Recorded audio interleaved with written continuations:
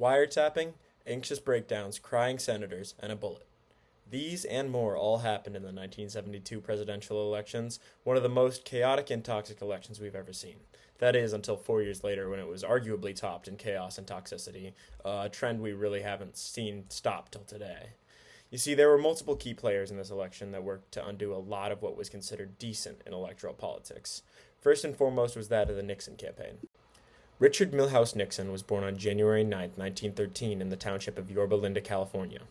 Nixon grew up poor. He lived in a house built by his father, Francis Nixon, on his failing lemon ranch. He was raised a member of the Quaker faith, which meant he had to do a lot of things. He was homeschooled, he was given restrictions on alcohol, he was given restrictions on dancing and swearing, too.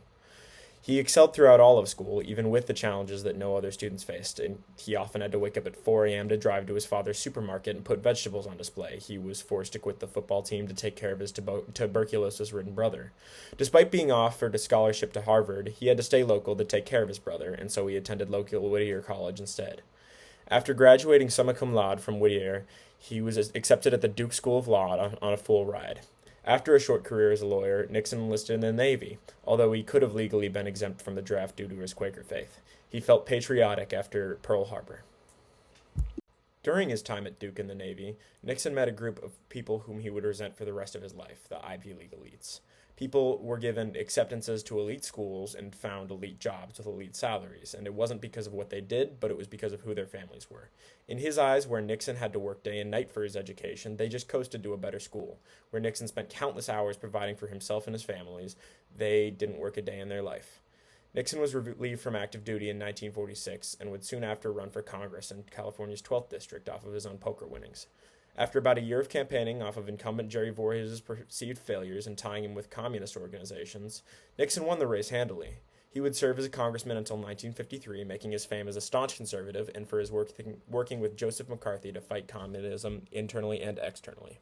Nixon would eventually join Dwight D. Eisenhower's campaign as the vice presidential nominee, offering youth to the ticket. Nixon was 31 at the time, as well as locking down his home state of California for Eisenhower.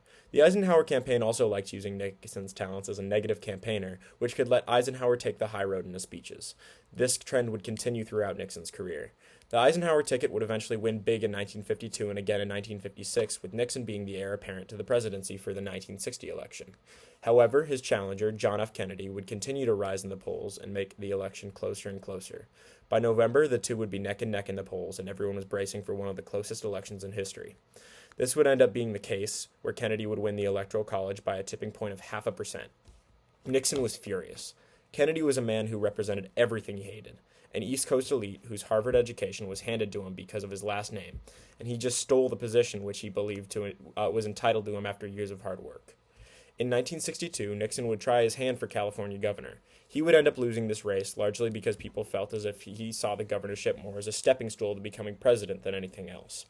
After his defeat, he would famously go on the air saying, "You won't have Nixon to kick any around anymore because, gentlemen, this is my last press conference." And that was it.